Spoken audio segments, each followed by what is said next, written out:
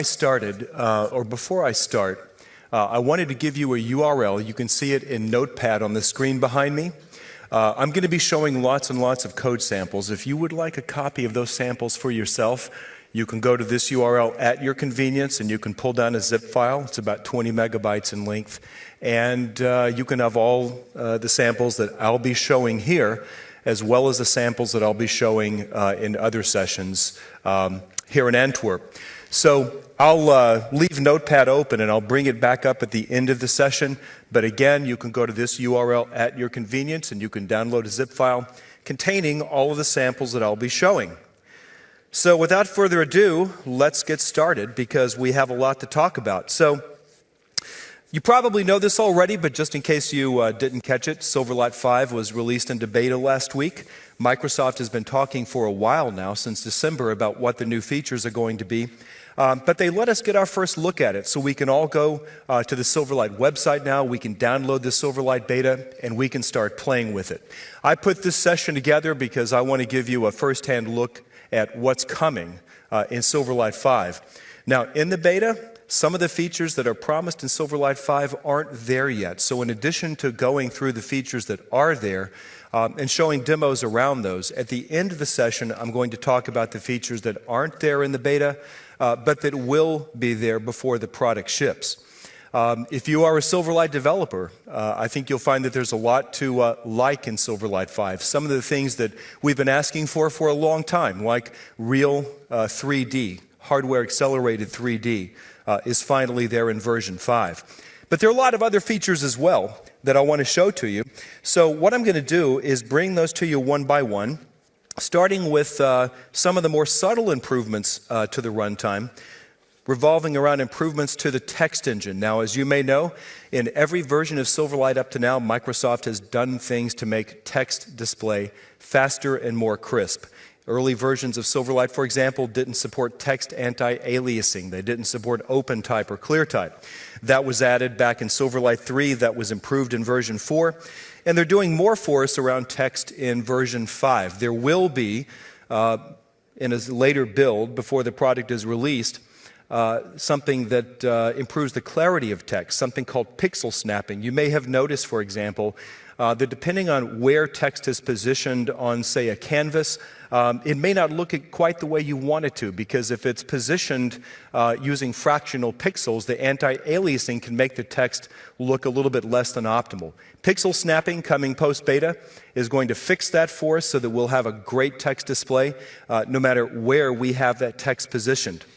There are also some other things like enhanced OpenType support coming post-beta. But there are some things that we can look at right now in the beta.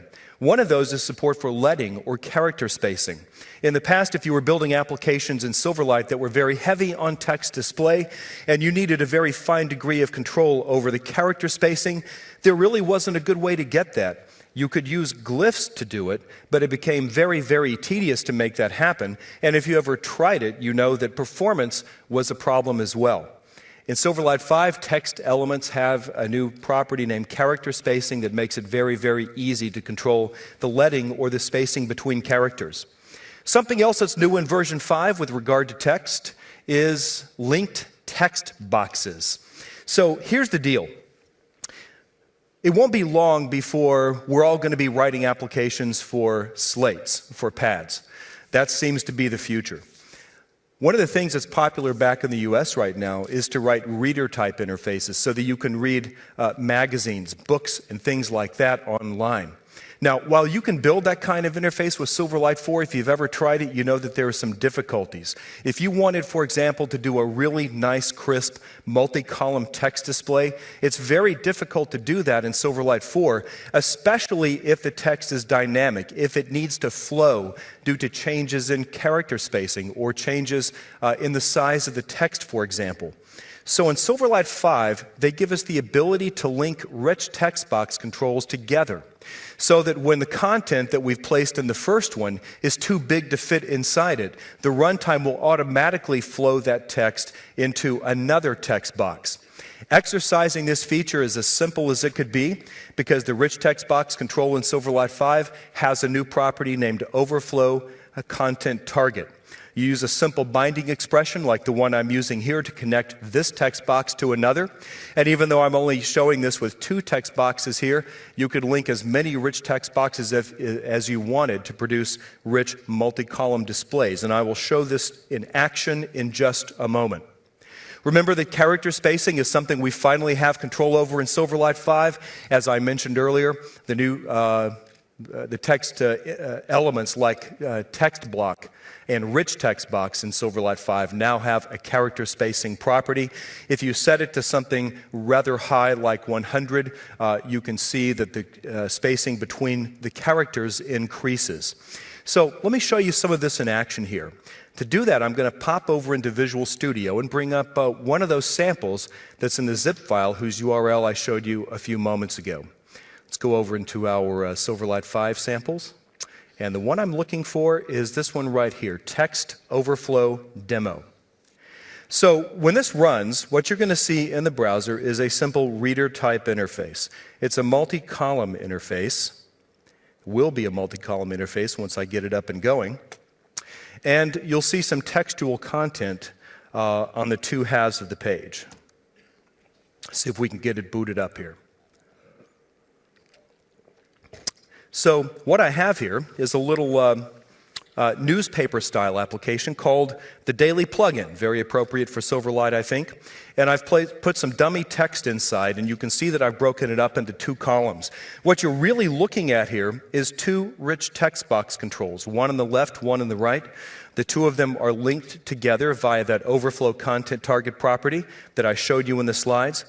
And to demonstrate how text flows from one rich text box to another, I've put a pair of sliders down here, one of which is data bound to the font size property of the text in the first text box, the other of which is bound to the character spacing property. In other words, I can use the top slider to increase and decrease the size of the text. I can use the bottom slider to increase and decrease the character spacing.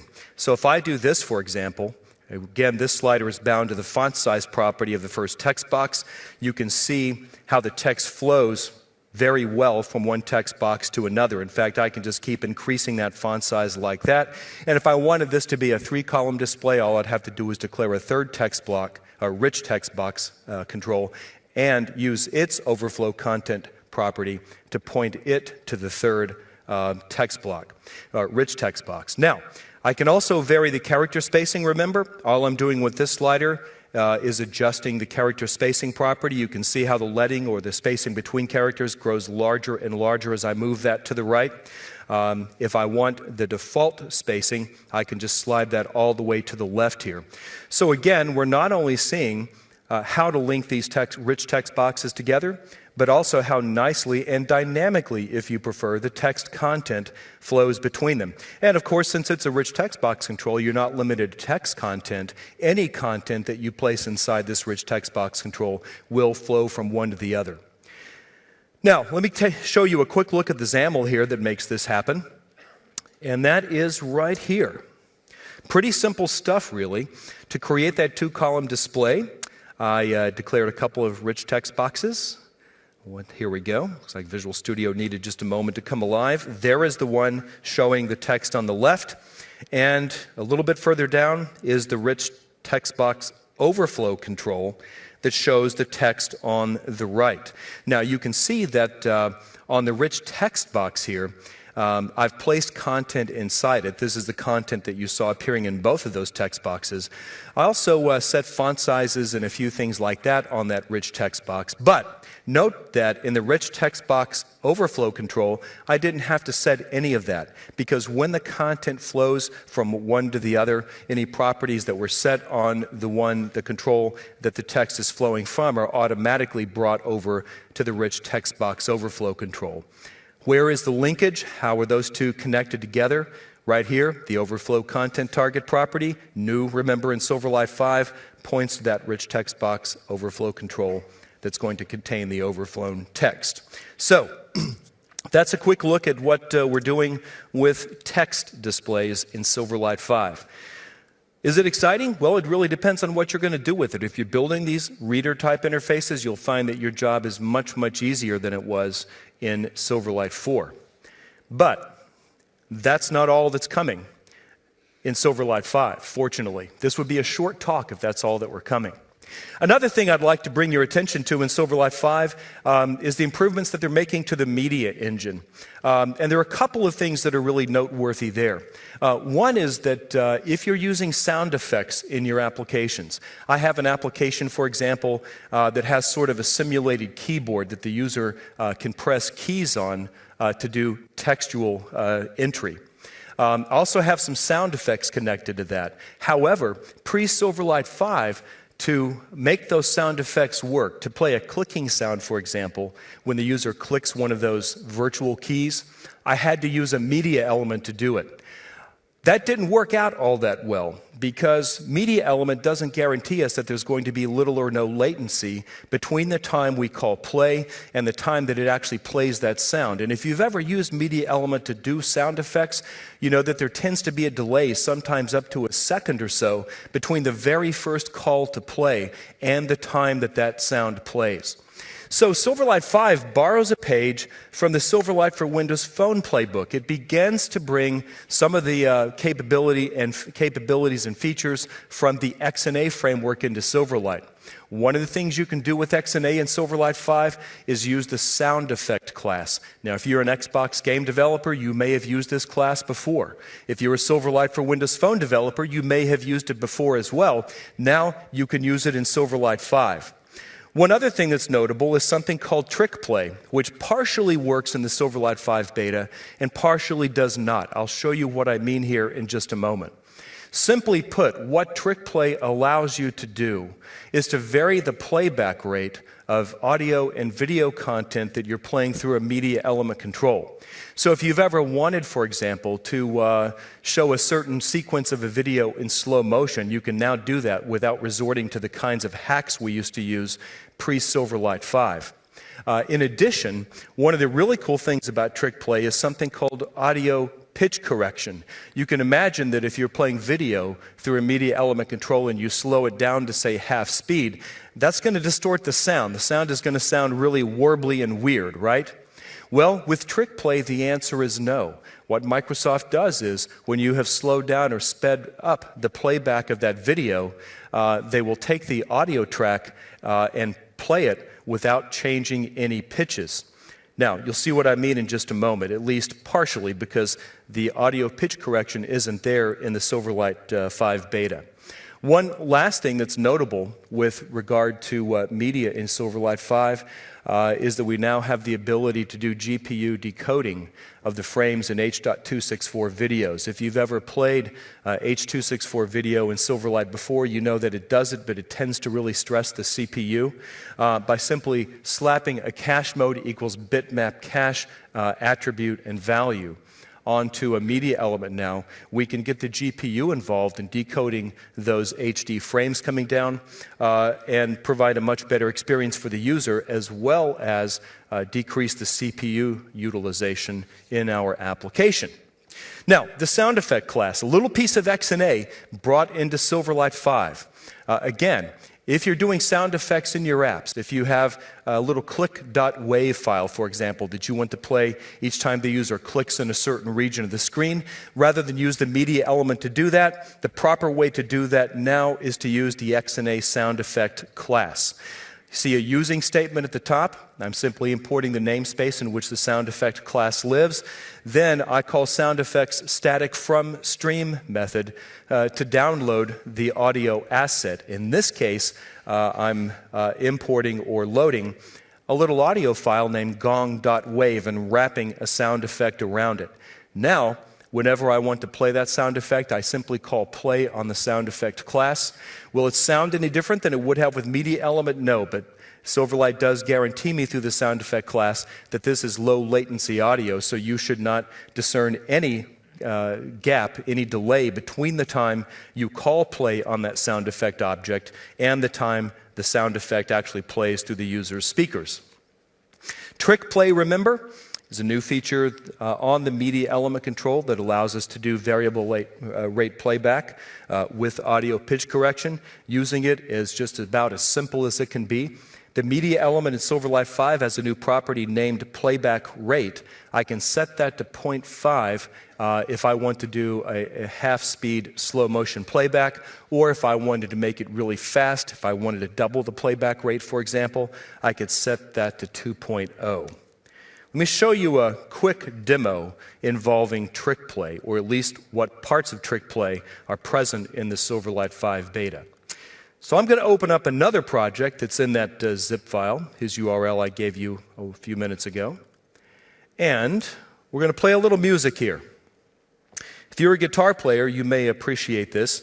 I've played guitar for a long, long time, still not very good at it. In fact, it's kind of embarrassing how bad I am given how long I've been playing.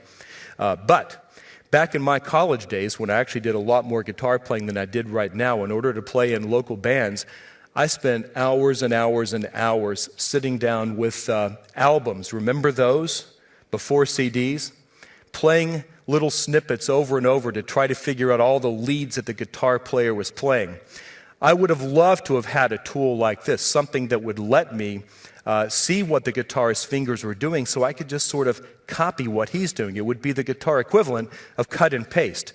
So I put together a little trick play demo here with one of my favorite rock and roll tunes of all time, showing the fingering on the keyboard. So let's see if we can get this to work. In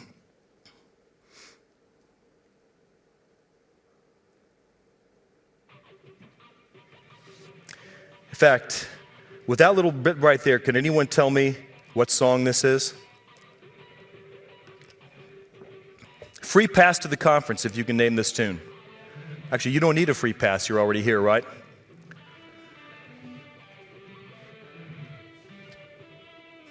Now, in a minute, this guy's going to start really cranking on here, and I want to slow things down to see exactly how he's doing what he's doing. By the way, the song is Voodoo Child, originally by Jimi Hendrix. Okay, let's slow this thing down here. Let's see what his fingers are really doing. So what I've done here is just added a slider control that is data bound to the playback rate property of the media element. Everything is slowed down to half speed now, so I can look very carefully and see how he's doing what he's doing. Now, you notice that there's no sound, right? Makes it easy to do audio pitch correction when you just shut off the sound. So, the audio pitch correction is not implemented in the beta, but you can take this sample here, and when a later build of Silverlight 5 comes out, you can play it. And what you'll find is that the sound will not turn off, and thanks to audio pitch correction, you'll be able to hear what he's playing without distortion while you have it slowed down or while you have it sped up. So I'll admit, it's a little bit of an anticlimactic demo given that the audio pitch correction isn't there yet, but again, we're just planning for the future. And guess what? If you're a guitar player with this, it's going to make it really easy for you to learn the lead on Voodoo Child. So, let's go back to the slides here for a moment, see what else we can get into with version 5. So here's something that you don't read about a lot yet. In fact, I'm not sure how much you'll read about it at all. But it's something that you should know about because if you're a Silverlight developer, it's something that it will probably profoundly impact what you do, although you may not even know that it's impacting you. Specifically, there have been a couple of changes made to Silverlight's internal threading architecture. One of those changes has to do with the networking stack. In Silverlight 4, when you use the networking stack, everything is asynchronous. You already know that. You fire up an HTTP web request, for example. You put a call out on the wire, perhaps to go fetch some data from a REST service, and that call is placed asynchronously. We do that so we can avoid tying up the UI thread and making that UI freeze. When that call completes, a notification comes in. If it's HTTP web request that you use to place the call, that callback or that notification comes on a CLR thread pool thread. If it was web client that you used instead, then the callback comes on the same thread on which the call was originally placed, which is typically the UI thread. However, if you've ever done that in Silverlight, if you've ever used the networking stack, you may have noticed that the calls don't actually get out on the wire at the moment you make them, despite the fact that Silverlight, even in version 4, was using multi-threading internally to make those calls as non-invasive as possible from a UI standpoint. One of the changes they're making to the internal threading architecture is that they're going to get everything off of the UI thread. So when you new up that HTTP web request on the UI thread and you place a call, that call is immediately going to be dispatched onto a CLR thread pool thread, so that there's no latency between the time the call actually goes out on the wire and the time you place the call. You may not even notice that, but what Microsoft is telling us is that we can expect up to 90% less latency in certain scenarios. So that's just going to work, and there's nothing you have to do in your code to exercise that. There's another change that has been made to the internal threading architecture that is perhaps more impactful. If you look or think about the threading architecture of Silverlight 4, it really hasn't changed any since Silverlight 2. There is a UI thread, which is actually borrowed from the browser. That's the thread that most of your code executes on. It's the thread that rendering is done on. It's also the thread that animations run on. And if you've ever done something like this in Silverlight, you've started an animation, then you do something on the UI thread that ties that thread up for half a second or a second or 2 seconds or something, you've probably noticed that those animations stop. That's because in Silverlight 4, the vast majority of the work that you do and that the runtime does happens on that UI thread. And it's why we've always told Silverlight developers, whatever you do, avoid hogging that UI thread because Silverlight needs it as well. That changes a bit in Silverlight 5, which introduces a new thread called the composition thread. Now, this isn't completely new. In fact, the idea for the composition thread comes from Silverlight for Windows Phone, which has a composition thread as well. What is the composition thread? It is the thread upon which most GPU-related operations run in Silverlight 5. So here's what that means. If you're running an animation in Silverlight 5, and if the object that's being animated is being animated on the GPU, then we totally remove the work of animating that object from the UI thread. We put it on the composition thread, and now that composition thread can run in the background doing whatever it needs to make that animation run on the GPU. There are actually other uses for the composition thread as well. In fact, I'm going to talk about one of those towards the end of this presentation when we look at the new 3D engine in Silverlight. But first and foremost, the purpose of the composition thread is to allow work involving the GPU that's normally done on the UI thread and is done on the UI thread in Silverlight 4 to be taken completely off the UI thread in Silverlight 5. Now, what is that going to mean? It means that if you use this composition thread, you can make your UI more responsive. You can also guarantee that animations that are running on that GPU don't stop or halt or stutter. If for some reason you have to take a little bit more time than you would like on that UI thread, I'm going to demonstrate that for you in a moment, but first let me show you how you use the composition thread. In this example here, I've declared a rectangle in XAML. And because I've included a cache mode equals bitmap cache attribute, that rectangle is going to be rasterized one time on the UI thread, then handed off to the GPU, so that all further manipulations of that rectangle will be done on the GPU rather than on the CPU. In addition to declaring the rectangle and making sure that it's going to be managed by the GPU, I've also declared a simple transform that I can use to rotate that rectangle, and a double animation that I can use to animate the angle property of the rotate transform to make the rectangle spin round and round. Now, this animation in Silverlight 5 is going to run on the GPU. And furthermore, in Silverlight 5, this animation will not use the UI thread at all. It will use the dedicated composition thread. There's literally nothing more or less that I have to do to make that happen than what I've shown you here. Number one, make sure that the object that you're declaring and that you're animating is being GPU cached. You do that with a cache mode equals bitmap cache attribute.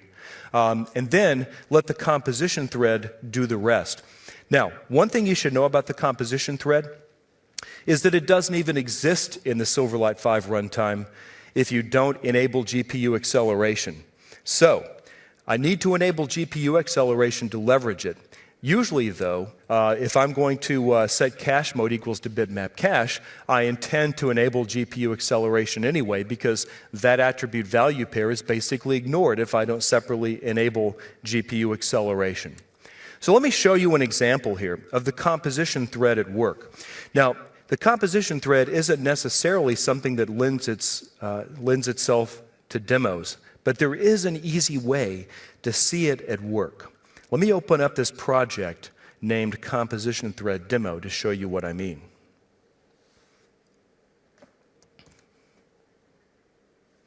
We're going to run this, and in a moment you're going to see a little partially transparent penguin spinning round and round and round. I originally designed this demo to show the GPU support added to Silverlight back in the days of Silverlight 3. I'm actually stressing the CPU quite a lot here because I've got this gradient background. I've got a partially transparent penguin, which is probably around 500,000 to 1 million pixels. And 60 times a second, I'm rotating him and I'm scaling him, causing the CPU to alpha blend all the pixels in that penguin against that gradient background. In fact, because I am doing this on the CPU at the moment, if I were to pop up Task Manager and look at CPU utilization, I'd probably find out I'm using anywhere from 1/3 to 1/2 of the total CPU available on my laptop just to run this silly little animation. But also, I want you to see this, because right now I'm not using the GPU. I'm doing all of this on the CPU. If I click anywhere in this window, the animation stops for 2 seconds. Why? Because in that very simple click handler that I wrote, I'm calling thread.sleep to put the UI thread to sleep for 2 seconds. How do I know that this is running on the UI thread? Because when the animations stop, that means they're running on the UI thread. Let me do that one more time. Let me click this, and I want you to see that he stops for 2 seconds while I do that thread.sleep. Now in Silverlight 4, there was no way to work around this. Since the animations were always run on the UI thread there was no way to prevent that animation from pausing, from freezing, when I did something on the UI thread to take the UI thread away from the runtime. In Silverlight 5, thanks to the composition thread, there is. I'm going to go into this app and make a simple change. Specifically, I'm going to go into the HTML test page, and I'm going to change this parameter, enable GPU acceleration, from false to true. So I'm now enabling GPU support in this application. In addition, if you look at mainpage.xaml, where I'm declaring that penguin, which I factored out into a user control, right here, you can see that I've already told the runtime to GPU cache that penguin. So I've taken the 2 steps that are necessary to leverage the composition thread. 1, I've enabled GPU acceleration. 2, I've told the runtime which part or parts of the visual tree to bitmap cache, that is, to rasterize once into a 2-dimensional bitmap, then hand off to the GPU. Now, watch what happens when I go back and repeat that same experiment I did a moment ago, where while an animation is running, I call thread.sleep here on the UI thread. You're just going to have to trust me that I actually did click in that window. I'll do it again right here, and here, and here. I'm freezing that UI for 2 seconds at a time, and yet I see no difference in the animations. I see no pausing, no stuttering, no stopping. Why? Because that animation is now being run on the composition thread. Again, it's a trick we borrow from Silverlight for Windows Phone, and it's something that is going to make your applications more responsive than you could possibly have made them in Silverlight 4, particularly when you have animations running. Now, before I go further, I do want to mention something that's very, very important for you to know. The presence of the composition thread in Silverlight 5 does not mean that you, the developer, now have the freedom to enter long-running loops on that UI thread. That's still a no-no, just as it was in Silverlight 4. Because there are still lots of things Silverlight 5 does do on the UI thread. In fact, the things that it does do on the UI thread are the rule rather than the exception. If you enter long-running loops, any animation still being run on the UI thread will pause. If you enter long-running loops on the UI thread, Silverlight is still unable to render outside of the GPU. So everything you've learned about threading in Silverlight 4 still applies to Silverlight 5. It's just that with the new composition thread, we've given you some options that you did not have before. So with that, let's go back to the slides for a moment. And I want to talk about some features that are going to be, I believe, incredibly useful to developers, all of them involving data binding. So there are 4 big new features involving data binding that are coming in Silverlight 5. And rather than describe those right here, I've written a couple of slides for each one, so let me just go straight to those slides. The first one is something that we're calling implicit data templates. Now, data templates, as you probably know, are simply templates that let us tell items controls how to render content that we provide them into XAML. If we take a simple list box, for example, and we data bind it against a collection of CLR instances, CLR object instances, the list box has some basic rendering support built in. If I bind it to an array of strings, for example, it will populate itself with list box items containing the content of those strings. However, if we want to render something a little bit richer than strings, then we invariably end up providing a data template telling that list box or other items control exactly how we want each item that we bind to it rendered into XAML. Here's what implicit data templates do to richen up that story a little bit in Silverlight 5. In Silverlight 4, let's say you're binding a list box or some other control to a collection of items. And let's say that those items are not all of the same type. Maybe you're using a list box control to show a list of audio and video clips. And you've written a couple of classes, one named audio, the other named video, or something like that. Perhaps they even derive from the same base class. Maybe they do, maybe they don't. It doesn't really matter. But you're binding that list box to a collection of audio and video objects. And you would like audio objects to be rendered a little bit differently than video objects. That's what implicit data templates do for you. Look at this little example right here. I've declared 2 data templates. Notice the lack of an X key attribute. What I'm doing here is I'm assuming that I'm applying these by default, perhaps through a default style to a list box control or perhaps other controls in my XAML. But with the new data type attribute on the data template element, I can specify what type of CLR class instance this data template should be used for. So in this case, I've declared 2 different data templates which are going to be used with the same list box. One to render out audio objects, another to render out video objects. And of course, you're not limited to 2 different types there. You could provide as many as you wanted.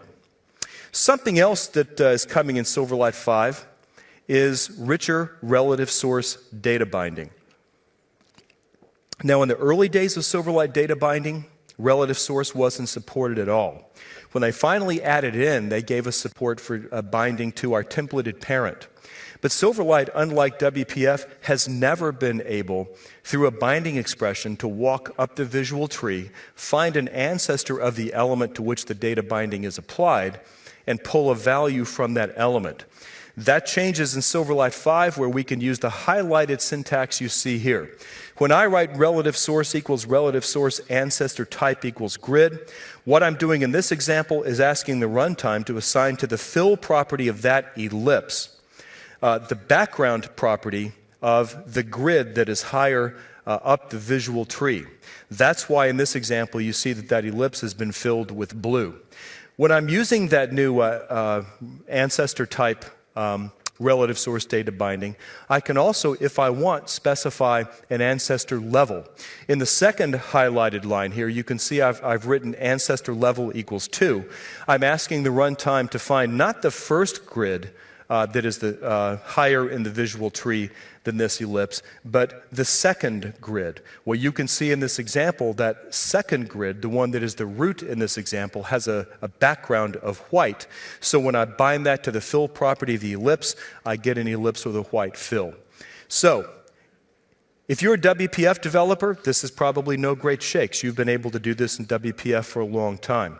Its absence, however, from Silverlight has sometimes tied our hands just a bit, causing us to resort to code rather than XAML to do this kind of thing. With Silverlight 5, the parity between Silverlight XAML and WPF XAML becomes higher, the delta becomes just a little bit lower. Here's something else you can do with data binding in Silverlight 5. In fact, I'm going to use this in the next demo that I do. It's sometimes called style data binding. In Silverlight 4, when you defined a style, you could easily apply that style to objects out there in the XAML DOM. However, we did not support allowing you to use data binding to assign values to style setters. That changes in version 5, where you can use a syntax like I'm doing here. Notice I've declared a simple style named, actually I haven't given it a name. That means it's a default style. It's going to be applied by default, in this case to text block elements. But notice in the setter for the foreground property, instead of hard coding a value there, I'm using a data binding expression to get that value. Now, why is this important? Why might this make your life a little bit easier as a Silverlight developer? Well, among other things, this makes it easier than it has ever been to do dynamic theming of your applications in Silverlight, and it is that dynamic theming that I'm going to demonstrate for you in just a moment. It's not the only way to do dynamic theming in Silverlight, but it is arguably the best way to do it in the era of Silverlight 5. Another feature related to data binding that developers are going to enjoy, I believe, is the ability to debug data binding expressions. Now, people are already writing about this, and sometimes they're referring to this as XAML debugging. And it is XAML debugging, sort of. When I demo this for you, you're going to see that now I can put a breakpoint in XAML, which I've never been able to do before. However, I like to call this data binding debugging or simply binding debugging because I don't want you to go away from here thinking that you can put a breakpoint on any statement in XAML. You cannot. What you can do is put a breakpoint on XAML statements that have binding expressions.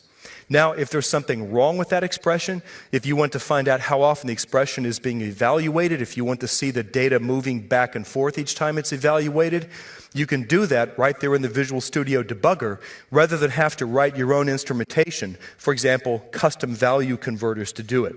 This could be, folks, the feature that developers like the most in Silverlight 5. Let me show you what I mean. I first want to demonstrate style data binding to you. So I'm going to open a project named, naturally enough, Style Data Binding Demo. Notice how I've cleverly named these so you'll never figure out what they actually do. And when we run it, we're going to see a little XAML UI come up. And I'm going to use this to demonstrate dynamic theming. In fact, each time I click in the browser window, you'll see the theme change. We change from that darkish bluish theme to a lightish orangish theme. If I click again, it reverts to the original theme, and I can just keep clicking and clicking and clicking forever. Now, you could do this in Silverlight 4, but the way you would do it is very different from the way that I've done it here in Silverlight 5. So let's take a look here at what makes this application tick. How do you do dynamic theming in Silverlight 5? It begins with a little class I wrote named Color Theme.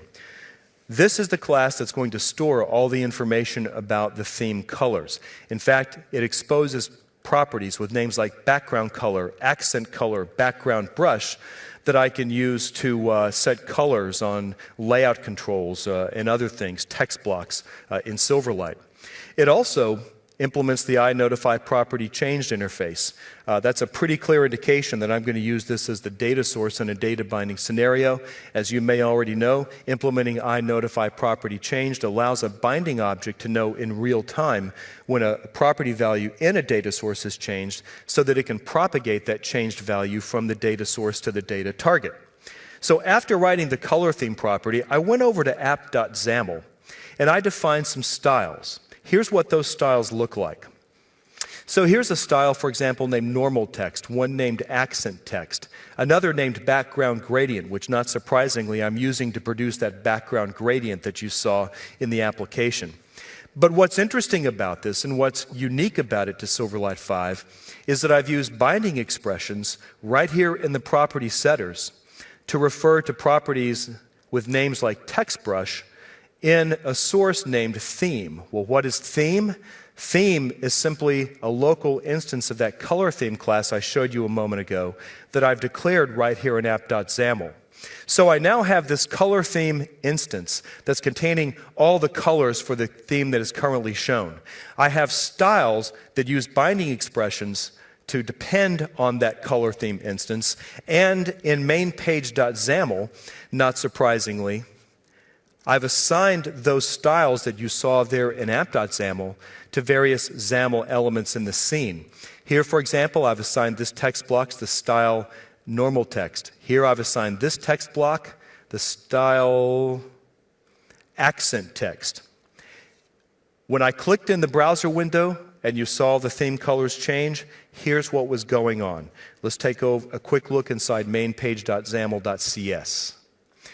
There, I have a simple mouse left button down handler. Each time that handler fires, I reach over into my global resources right here, find the one named theme, cast it to a color theme object, and call a public method on it named toggle colors. Well, what does that toggle colors method do? That was a public method I built into the color theme class. It's there that it changes its own property values to reflect a particular theme. Again, not the only way to do it, and I'm not trying to tell you that you couldn't do dynamic theming in Silverlight 4, you could. But with style data binding, you now have a new way to do it. Now, while we're at it, let's take a look at data binding debugging, also known as XAML debugging. One of the most frustrating things developers ever run into in Silverlight is when there's some type of syntactical error in a binding expression. In fact, we're going to introduce a syntactical error here. Let's go back into mainpage.xaml and let's do something like this. Let's misspell one of these style names. Instead of normal text, it's normal text. It's even hard to pronounce. When I run this thing, well, we're actually going to get an error message there that we wouldn't have gotten in Silverlight 4. Instead of misspelling that, what I'd like to do instead is this. In fact, let me go into a completely separate project. I'm going to go back to one of the ones that we looked at a little bit earlier. In fact, we'll go to the first one. This will allow me to better demonstrate this, because I don't want to see any error messages. So, this was the one showing the rich text box overflow control and the flow of text from one to the other. You may recall that I had a pair of sliders at the bottom of the page that I could use to do things like vary the font size. Let me show you real quickly what that binding looks like. Here is the first of those two slider controls. And if you look inside the rich text box control right here, we should find the binding expression that binds it to that slider. Here we are. Here, the font size property of that rich text box is coming from the value property of the XAML element named font size slider, which was the slider that I just showed you. Now, let's introduce some kind of error here. Maybe we just called it val rather than value. Now, when we run it, at least I think, we're not going to see any kind of error message. Indeed. What we will find, however, though, is that moving that slider thumb does absolutely nothing. And this is that frustrating situation I was telling you about a moment ago. Wouldn't it be nice if the runtime gave us some indication that we had a typo in that binding expression? Well, take a look at this. When I run this, and I see that the data binding I attempted to create apparently wasn't working, I can now do this. I'm going to put a breakpoint right here in the XAML. And I'm going to press F5 to run this thing, and we're going to see Visual Studio break in and show us that binding at work. So there it is. You can see that I've hit a breakpoint in XAML. And now, let's see here. I want to see. Let's go to. My configuration has changed since I ran this a little bit earlier. Let's see, let's go to debug and see what I wanted to show me some other stuff. Actually, window, I guess.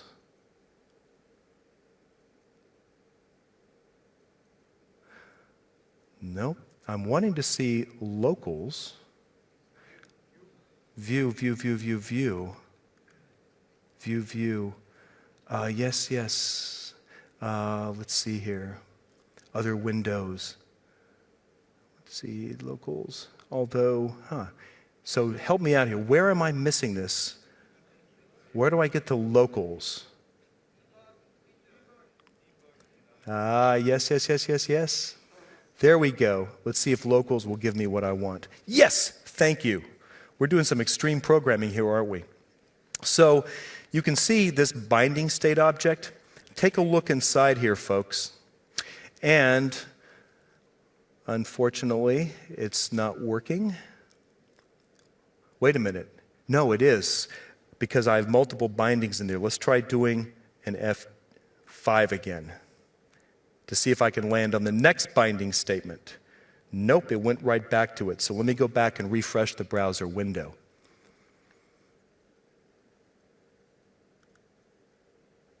In fact, let's try this. I haven't run this at 1024 by 768. Maybe the problem is, I'm going to do an F5 again. Maybe I need to put this down here. Oh, look at that.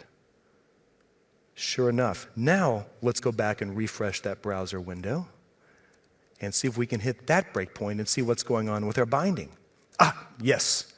Do you see this right here? Now, under locals, binding state shows me error, system.exception. And if we look at that, it says val property not found on system.windowscontrols.slider. So now, instead of having to guess as to why that binding isn't working, it's out there in front of us. The runtime, well, actually Visual Studio is telling us that it can find that property.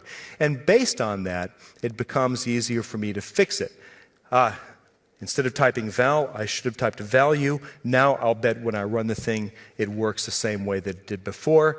In fact, there you go. So that is XAML debugging, or so-called data binding debugging, and it allows us to put breakpoints on binding expressions in XAML. There's no support for putting breakpoints on anything else in XAML, but that could change in the future. For today, we can put breakpoints on those binding expressions in XAML.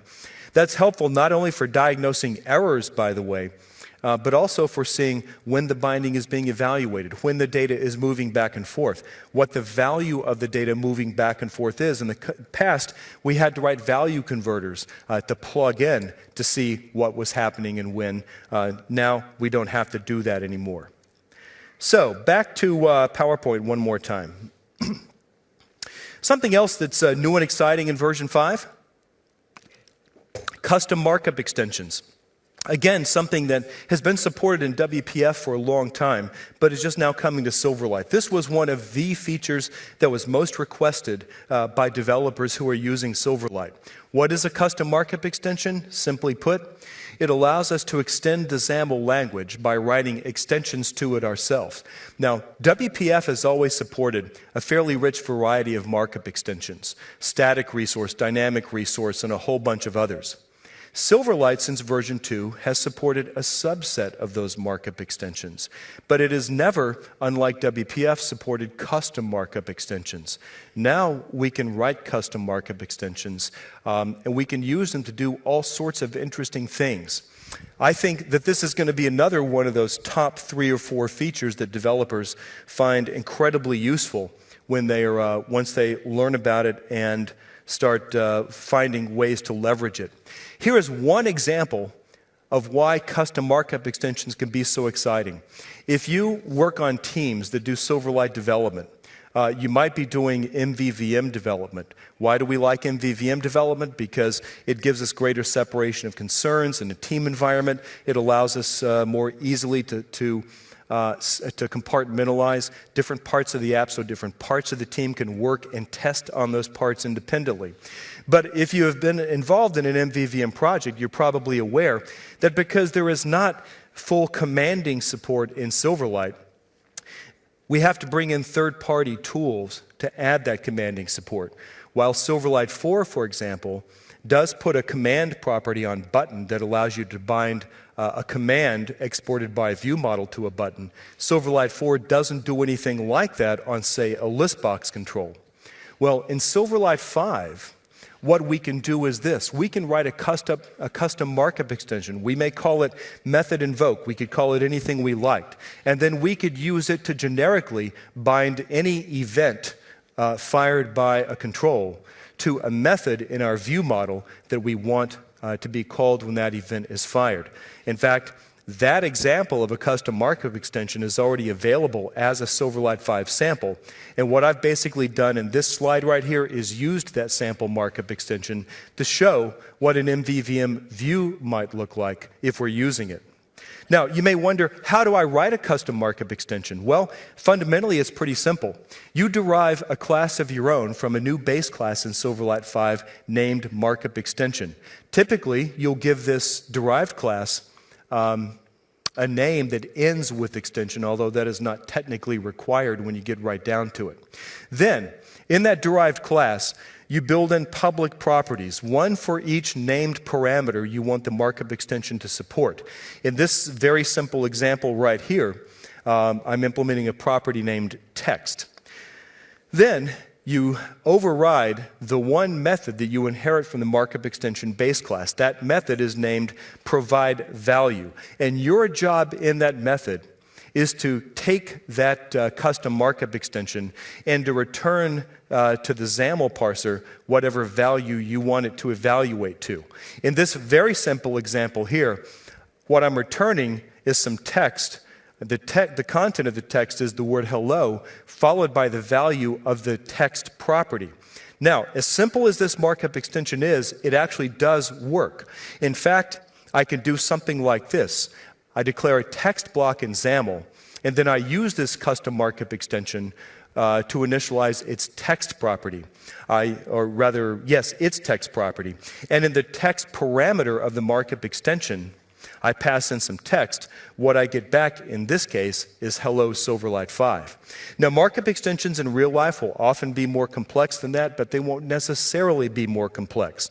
You may have wondered, by the way, if you go back a slide, you'll notice that the provide value override in your derived class receives a reference to something called iServiceProvider. Well, what is that?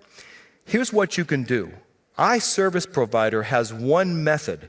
That method is named getService.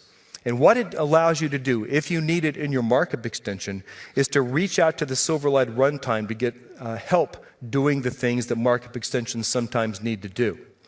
For example, if you were writing your own custom version of the built-in binding extension in Silverlight, one of the things you'd need to be able to do in your provide value method is get more information about the object that is the data target. You may want to know what type of object it is, what property you're assigning a value to, what type that property is, even what the name of the property is. You can get that from the Silverlight runtime by in provide value calling that getService method and asking for an provide value target interface. Or if you were building your own custom version of the binding markup extension and you wanted to support an element name attribute just like the binding markup extension does, you're going to have a way inside your provide value method to take an element name that has been declared in XAML and to resolve that into a reference to a type instance. That's what the iXAML type resolver interface is for. And there is one other interface supported in Silverlight 5 when you call getService. That is iRootObjectProvider. If you need to know in your markup extension which XAML element sits at the top of the visual tree, you can request that interface through getService, make a simple call on it, and get that information. Simple example of how you might use this.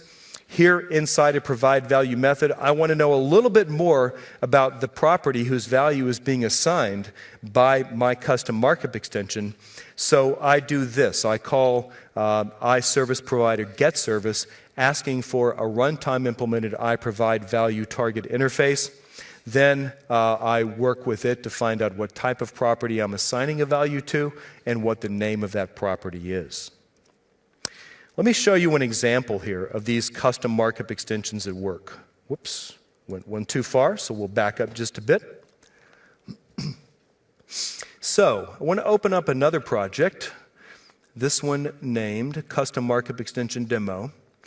And I built this because I think that this is one scenario in which developers like you and I are going to find custom markup extensions useful. I'm using it here to do localization. Probably more interesting to you than me. You know how it is in the US, we just assume everyone in the world speaks English. Over here, you folks have to deal with the reality of that not everyone in the world speaks English. So in this example here, you see some localized content. You see the word welcome in English, and you see a US flag. But I'm going to go into app.xaml.cs real quickly, and we're going to change that.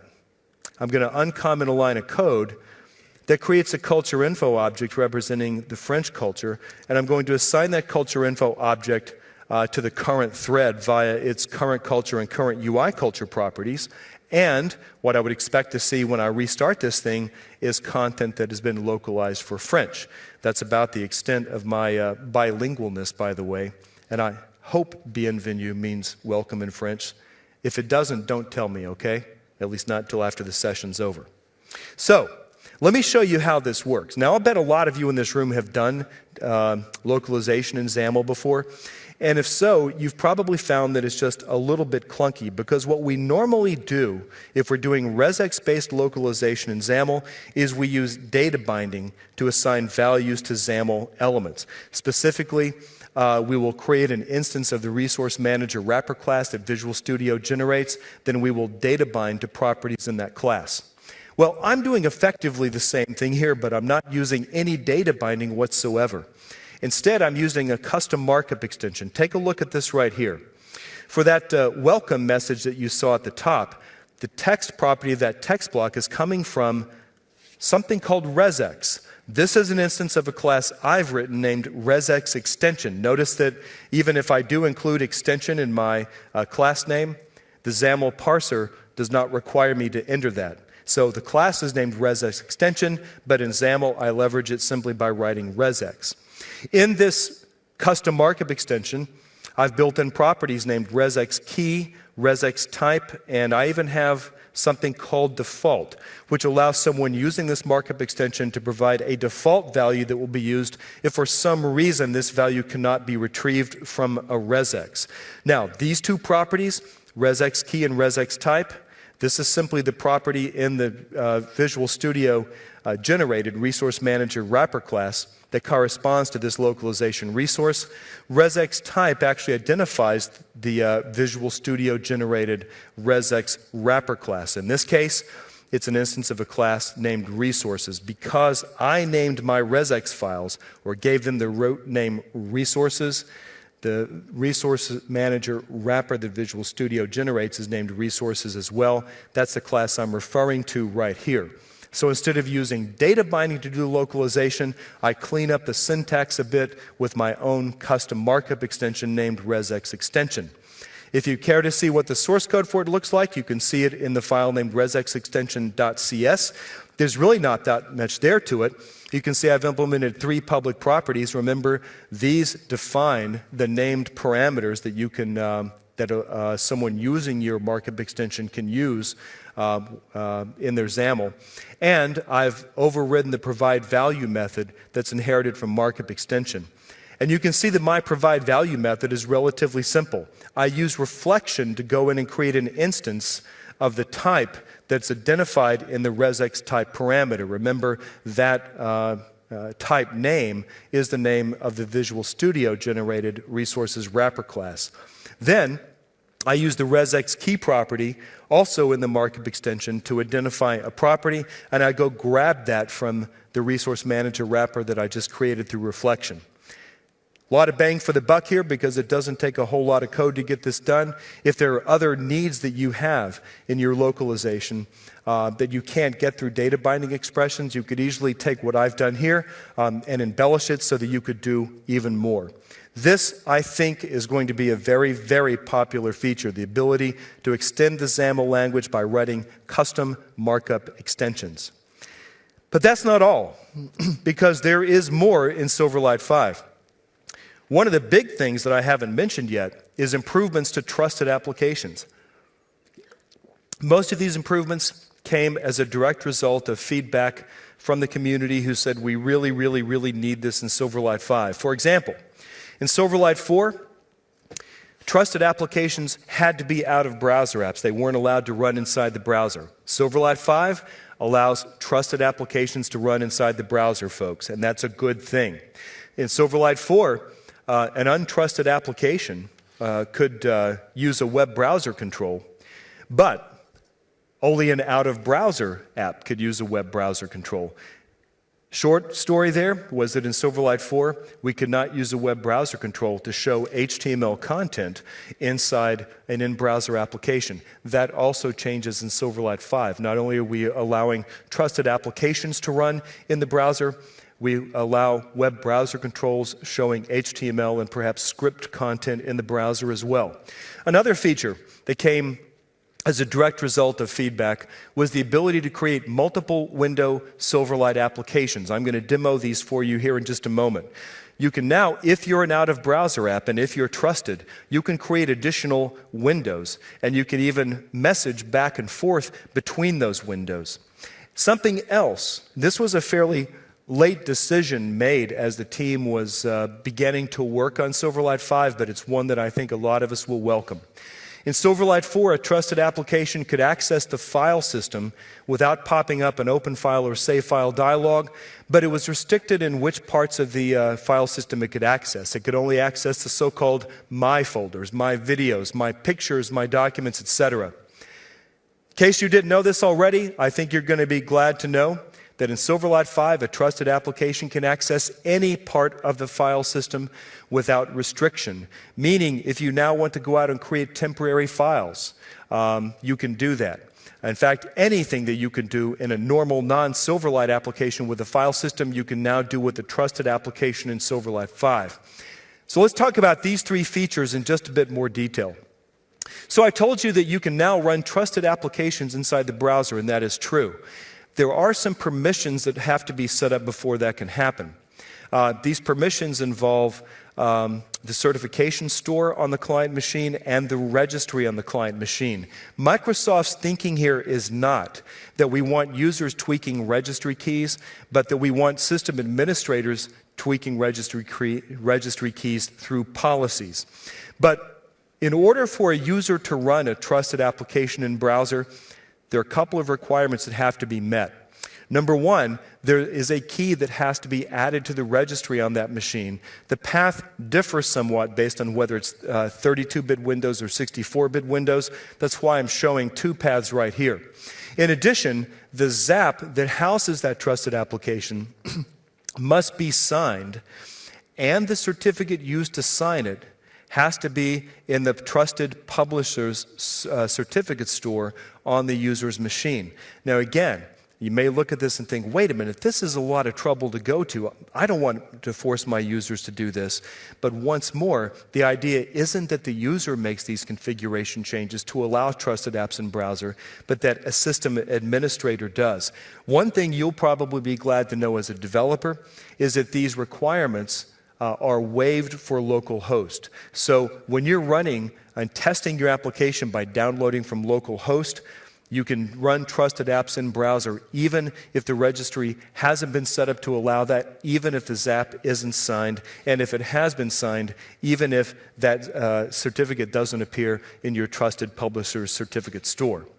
Now quickly here, I'm showing at the top what you have to do in the registry to allow your users to run trusted apps in browser. You can see that new Allow Elevated Trust Apps in Browser registry key added in. The window on the bottom half of this slide is showing the certificate store on my machine. Specifically, I'm looking in the Trusted Publishers Certificate Store, and I find there the certificate that was used to sign the ZAP housing this application.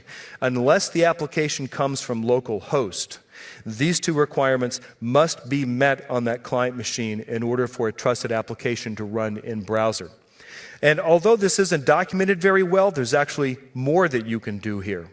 What if you found yourself in a situation where you have a trusted application, you want your users to be able to run it in browser, but you don't want users to be able to install trusted applications on their machine. In other words, you're fine with having them run it in browser, but you do not want them to be able to install it as an out-of-browser application on that machine. There is a separate registry key that you can use to make that happen. It is the allow install of elevated apps elevated trust apps registry key. If you add it, and if you set it to 0, as I've done here, the user will only be able to run that trusted application, or any trusted application for that matter, in their browser. They will not be able to locally install those trusted applications. And it's interesting, although this is not documented, if you don't have that key in the registry, Silverlight interprets that as meaning that you do want to allow the installation of trusted apps. So in order to allow these trusted apps to run in browser, but to prevent them from being installed and run outside the browser, you have to add this key to the registry. I mentioned a moment ago that there are no longer any limits on file system access as performed by trusted applications. That is true. In this simple example here, I do something that there was no possible way to do in Silverlight 4, short of getting out of the sandbox by writing a COM automation class that would give you direct access to the file system. Look what I'm doing. I'm enumerating the files in the system32 directory and then showing those to the user in a list box. I don't know if there's ever any reason you would need to do exactly that, but it still makes me feel warm all over looking at this code, just knowing that I can do it now. And one other thing that trusted applications can do, they can now create other windows. Not child windows, which Silverlight has supported for a while, which are really pseudo windows that can't be dragged outside the browser, but real operating system windows. How do we do that? By doing exactly what I'm doing here. I new up a window object, as you see here. I configure it, telling it how wide and tall I want it to be, where I want it to appear on the screen, what I want to appear in its title bar. And then ultimately, I set its visibility property to visible to make it visible to the user. How do I control what's shown inside that window? Through XAML. What I'm doing here is I've created a user control, which I call pop-up window user control, which contains all of the content in XAML that I want to appear in this pop-up window. I new up an instance of that user control and simply assign it to the Windows content property. The user now sees that window. I'll demo that for you in a moment. There's even a new API that allows an application to enumerate the windows that it has created.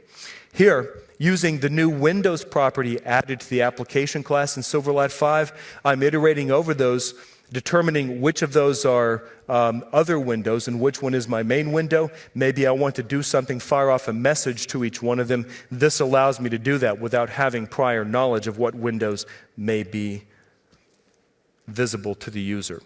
Let me show you a simple example showing how that works. So here is a 2-window Silverlight application. It's a trusted out-of-browser application. By the way, in-browser apps are not allowed to display additional windows. Only out-of-browser apps can do that. And yes, the out-of-browser app has to be a trusted application in order to have permission to create multiple windows. Now, there is the other window that I created. I created that when this one started up. I'm showing some thumbnail images in that other window, and each time I click one of the thumbnail images inside that other window, I fire a message off to the main window so that it can update its content accordingly. Again, no reasonable way to do that in Silverlight 4, but relatively easy in version 3. Now, we only have 3 minutes left, so I'm not going to go through the code. It's very much like what you saw on the slide. I do, however, want to close out by talking just a little bit about 3D in Silverlight 5. Arguably, the biggest and most important new feature of Silverlight 5 is a full-blown three-dimensional graphics engine.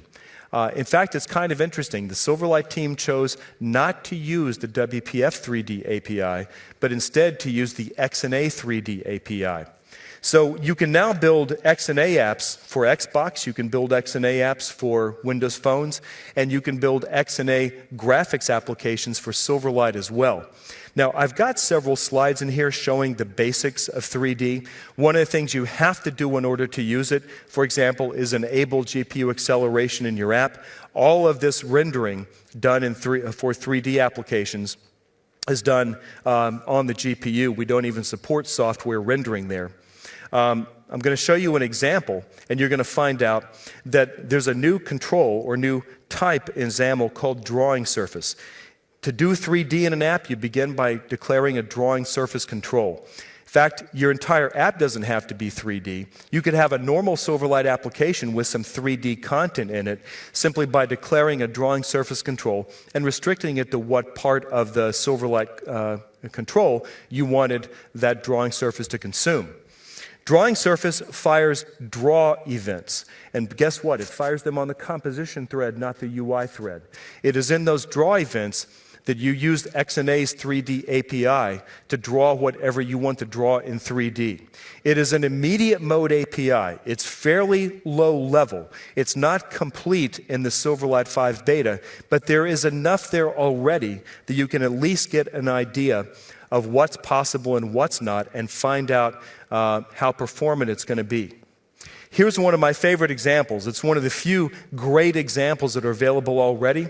This was published a week or so ago. In fact, the source code was just published last week. If you were at Mix in Las Vegas a few days ago or watched the keynote online, you may remember this demo. There are 76,000 active polygons in this scene. I can use the arrow keys to walk around. I can use the mouse to turn around. Oh, in fact, there's something right there. Does anyone recognize this person right there? That is our fearless leader, Mr. Scott Guthrie. You can't build a 3D demo at Microsoft without having his shining face in there. So it looks like I'm going to have to move over just a little bit. Now we'll get up there and we'll turn around and get a really good look at Scott there. Let's see if I can do that. And we'll even back up. So that is 3D. All GPU accelerated. Full source code is available. What you'll find if you look at the source code and also the source code for one 3D sample that I included in the zip file that goes with this session, you'll find that most of the work involves creating the scene that you're drawing. What you're doing is creating a polygonal mesh. Lots and lots and lots of little triangles. You're handing those off to the rendering engine in each call to draw and just asking it to draw for you, doing the shading, lighting, the culling of back surfaces and things like that. Last thing here I want to mention before we close out is this.